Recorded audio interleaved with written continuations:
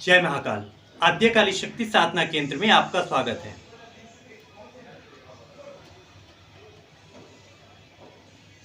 कई बार साधकों का अक्सर प्रश्न आता है कि सबसे शक्तिशाली सर्वाधिक उग्र मंत्र कौन सा है। ऐसा मंत्र सर्वाधिक शक्तिशाली से आपका अभिप्राय क्या है। वस्तुतः सर्वाधिक शक्तिशाली से अर्थ ये है जिस मंत्र का जाप करते ही तत्काल उसके परिणाम गोचर हो जाए। परिणाम गोचर होना यानी यदि वो प्रत्यक्षीकरण की साधना है तो तत्काल शक्ति प्रत्यक्ष हो जाए।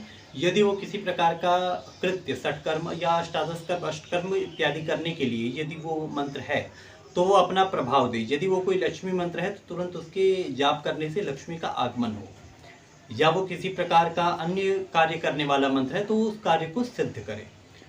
तो सबसे शक्तिशाली मंत्र की आपकी अपेक्षा होती है कि आपको सबसे शक्तिशाली मंत्र प्राप्त हो ताकि वो असफल न हो।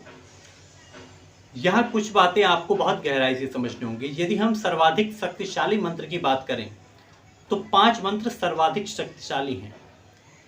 कौन कौन से? शिव पंचाक्षरी ओम नमः शिवाय, भगवान नारायण का मंत्र ओम नमो नारायणाय, नवाण मंत्र, महामृत्युंजय मंत्र, गायत्री मंत्र। लेकिन इन पांचों में से एक भी मंत्र ऐसा नहीं है जिस पे आप वास्तव में साधना करना चाहोगे या करोगे, क्योंकि आपको इसके विपरीत किसी अन्य प्रकार के मंत्र, साबर मंत्र, घोर मंत्र, परभव मंत्र इत्यादि तांत्रोक्त मंत्र, किसी महाविद्या के मंत्र, इन मंत्रों में आपको अधिक विश्वास होगा। होता क्या है कि कोई भी मंत्र शक्तिशाली नहीं होता और कोई भी मंत्र शक्तिहीन नहीं होता। यदि वो शक्तिहीन होता तो वो मंत्र ही नहीं होता।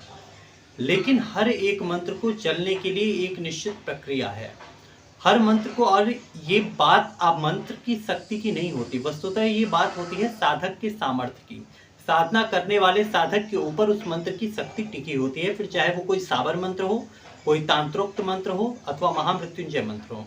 वही महामृत्युंजय मंत्र जिसने मार्कंडेय ऋषि को जीवन दान दे दिया, वही महामृत्युंजय मंत्र कई बार असफल हो जाता है क्योंकि करने वाले में कमी होती है, या वो उस निश्चित विधान का पालन नहीं करता जिस विधान के द्वारा महामृत्युंजय मंत्र को संजीवनी शक्ति देने में समर्थ बनाया जा सके। गायत्री मंत्र का जाप बहुत से लोग करते हैं, लेकिन गायत्री उपासक की वो वास्तविक शक्तियां जागृत नहीं हो पाती क्योंकि कमी साधक में है, कमी साधना में है। यहाँ कमी मंत्र की शक्ति में नहीं है, गायत्री मंत्र में असीम शक्ति है, वो सब कुछ देने में समर्थ है। महामृत्युंजय मंत्र किसी भी प्रकार से मृत्यु को जीत लेने में समर्थ है। शिव पंचाक्षरी ओम नमः शिवाय ये कोई उग्र मंत्र नहीं है, लेकिन एक जन सामान्य की अवधारणा है कि अब मंत्र में आना चाहिए राम ह्रीम राम टंग ठह इत्यादि शब्द आएंगे तो लगेगा कि ये खतरनाक है, अब इसका प्रयोग करो। भैरव के मंत्रों को आप प्रयोग करना चाहते हैं, लेकिन शिव की ही शक्ति है भैरव, शिव ही भैरव, भैरव पूर्णश्च शंकर, भैरव ही शिव हैं। तो शिव पंचाक्षरी का जाप करने से भैरव आपकी रक्षा क्यों नहीं करेंगे? शिव पंचाक्षरी ओम नमः शिवाय का जाप करने से तंत्र बाधा का नाश क्यों नहीं होगा? जरूर होगा, क्योंकि उस शिव में भी, पंचाक्षरी में भी भैरव की शक्ति निहित है। पंचाक्षरी में आद्या भगवती की शक्ति भी निहित है, पंचाक्षरी में एकादश रुद्रों की शक्ति भी निहित है। तो आपको एक बात ये समझनी होगी कि पंचाक्षरी अपने आप में सर्वश्रेष्ठ मंत्र है, लेकिन वो मंत्र सर्वश्रेष्ठ क्यों नहीं रहा? क्योंकि धारण करने वाले की धारणा में कमी है। प्रथम आपको ही लगता है कि ओम नमः शिवाय के जाप से नवाण मंत्र जैसा प्रभाव नहीं आएगा। प्रथम आपको ही लगता है कि ओम नमो नारायणाय मंत्र तंत्र बाधा का नाश नहीं कर पाएगी, क्योंकि भगवान विष्णु की शक्ति से ज्यादा विश्वास आपको अपने द्वारा चुने हुए मंत्र पे होता है।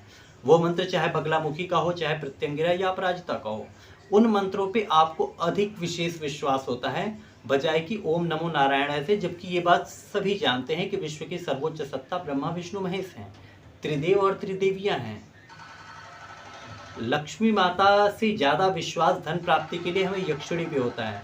यदि किसी के जीवन में आर्थिक तंगी या आर्थिक समस्या आ रही है तो यहाँ सबसे पहले अधिकार किसका है देने का? सबसे ज्यादा सामर्थ्यवान कौन है दे पाने में? धन की मैं बात कर रहा हूँ। अष्ट लक्ष्मी देने में लक्ष्मी माता ही सबसे सामर्थ्यवान है, लेकिन हमें लक्ष्मी माता से ज़्यादा विश्वास कई बार ऐसा देखने में आता है कि कई लोग आते हैं, कहते हैं कि मेरे पास कर्ज की समस्या है, मेरे पास धन की समस्या है। फिर मैं पूछता हूँ कि आप करना क्या चाहते हो? फिर आपको करना क्या है? तो मुझे मसान सिद्ध करना है ताकि धन की समस्या दूर हो सके। मसान कैसे आपकी धन की समस्या को दूर कर देगा? एक यक्षिणी कर सकती है, लेकिन यक्षिणी के भी करने में अगर माँ लक्ष्मी नहीं चाहेंगी तो आपको धन प्राप्त नहीं होगा। जब देने वाला सर्वोच्च महालक्ष्मी है तो उनके पास उनकी शरण में न जाके इधर उधर की शक्तियों में हम लगते हैं अपनी समस्याओं के लिए। रोग को शांत करना है, बहुत बड़े जटिल विधान की जरूरत नहीं है। शिव पंचाक्षरी का अगर सही मायने में जाप कर दिया जाए तो पंचाक्षरी भी अपने आप में मृत्युंजय मंत्र जैसा कार्य कर सकता है, ऐसा चमत्कार दिखा सकता है। लेकिन उस निष्ठा के साथ आपको उस मंत्र को धारण करना पड़ेगा और तर्क से, बुद्धि से, अपनी बुद्धि से जब आप मंत्रों की शक्ति को आंकलित करते हो तो कई बार आपको लगता है कि इस देवी के मंत्र या इस देवता के मंत्र या इस शाखा के मंत्र सबसे अधिक प्रभावशाली हैं। फिर आपको अपने विश्वास, अपनी धारणा और उस त्रिदेव या त्रिशक्तियाँ, परमात्मा, इनसे ज़्यादा विश्वास आपको यक्ष, यक्षिणी, भूत, प्रेत, गंधर्व, मशान, जिन्न, परियां आदि पे होने लगता है। ये साधक के जीवन में एक सबसे बड़ी गलत स्थिति होती है जो साधक का आगे ले जाकर के पतन कर सकती है। यदि आपको जो कुछ भी प्राप्त होना है ये सब कुछ परमात्मा के माध्यम से, त्रिदेव या त्रिशक्तियों के माध्यम से प्राप्त होगा। विद्या प्राप्त करनी हो, धन प्राप्त करना हो, शक्ति प्राप्त करनी हो या कामना पूरी करनी हो, ये सभी कृत्य इन्हीं त्रिदेव और त्रिदेवियों के माध्यम से होंगे। तो हमारा इष्ट इन्हीं में से कोई एक होना चाहिए, हमारा चिंतन इन्हीं के प्रति होना चाहिए। विश्व में शक्तिशाली मंत्र से मतलब ये नहीं है कि उस मंत्र में शक्ति अथाह है, बात होती है साधक के सामर्थ्य की। साधक में सामर्थ्य अस्थायी हो सकता है, साधक के अंदर अथाह शक्ति आ सकती है।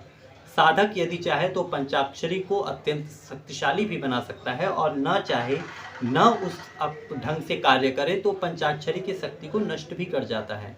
नवार्ण मंत्र की शक्ति अद्वितीय भी है, लेकिन नवार्ण मंत्र से कुछ भी नहीं होगा यदि धारण करने वाले साधक में कमी हो, यदि वो सही ढंग से धारण न कर पाए अथवा सही ढंग से उसके निश्चित विधान का पालन न कर पाए। इन बातों को आपको समझना होगा। इन बेकार के विषयों में मत फंसिए कि कौन सा मंत्र अधिक शक्तिशाली है, कौन सा मंत्र छोटा है। मंत्र कोई भी छोटा बड़ा नहीं होता, शक्ति कोई भी छोटी बड़ी नहीं होती। हनुमान जी भी अपने आप में अत्यंत विशिष्ट शक्ति हैं। ये बात और है कि हनुमान जी से ज़्यादा विश्वास आपको जिन्न पे होता है, लेकिन हनुमान जी की भी शक्ति असीम है। सिद्ध हो जाने पर एक छोटा से छोटा प्रेत भी आपके लिए अत्यंत सहायक सिद्ध हो जाता है।